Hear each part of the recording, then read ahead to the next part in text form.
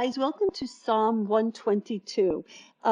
You have to stick with me on Psalm 122 because truly this was just a word that I got into this psalm. And there's no biblical teachings as far as I know on it. So it was just my revelations as I was studying through the Psalms this week. So this is the thing that we started Psalm 120 or the Psalms of Ascent.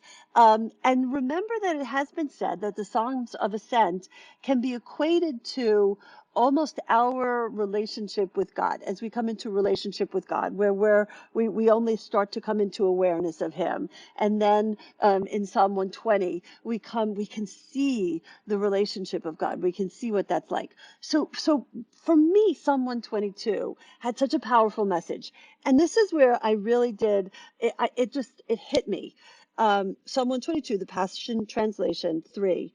O Jerusalem. Now we're coming into the city of Jerusalem, right? So the worshipers are the exiles, everybody's coming back into the city of Jerusalem. O Jerusalem, you were built as a city of praise, where God and man might mingle together. And what got me thinking in this psalm was that after Christ came to the earth, we didn't have to go to a city. We didn't have to go search out God in a temple, in a city. The God lives within me. I am His temple. Like, just that will just bring me to my knees in this psalm. That realization that in days gone by, people would have to go out and search for God in the temple and in the tent outside of the encampment. Here we are the temple of the living God. What? So, oh Jerusalem, you were built as a city of praise. Oh Lisa, you were built as a city of praise, where God and man might mingle together. So that for me was so profound this week, that I was built to be a city of praise for my King, so that God and man might mingle together through me in my spirit, so that I might light the world. So the light bulb was where I went with this week's psalm.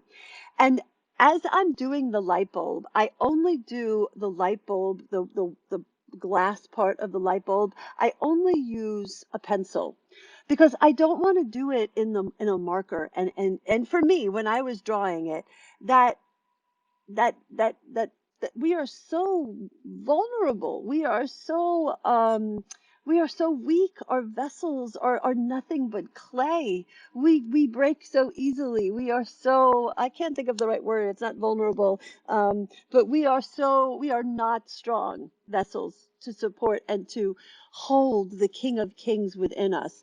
So for me, that pencil line, frailty, shows the frailty of our vessel.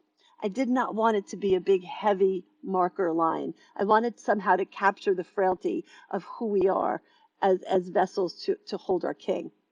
So then I've got my heart, that inside I hold the heart of Jesus. Inside of me is my King of Kings, right? So when He lights me up, I light the world. From the gift that I hold within me and this frail vessel that I am, I get to light the world, and I get to bring His presence into a very dark age. I get I get to have His presence in my very darkness. Forget about the rest of the world. I get to have His bright, His light, His grace, His mercy in the midst of my darkness. And as He shatters that darkness within me, I get to light up the rest of the world. So for me, this Psalm of Jerusalem became a very personal um, prayer of thanksgiving to Him that He dwells.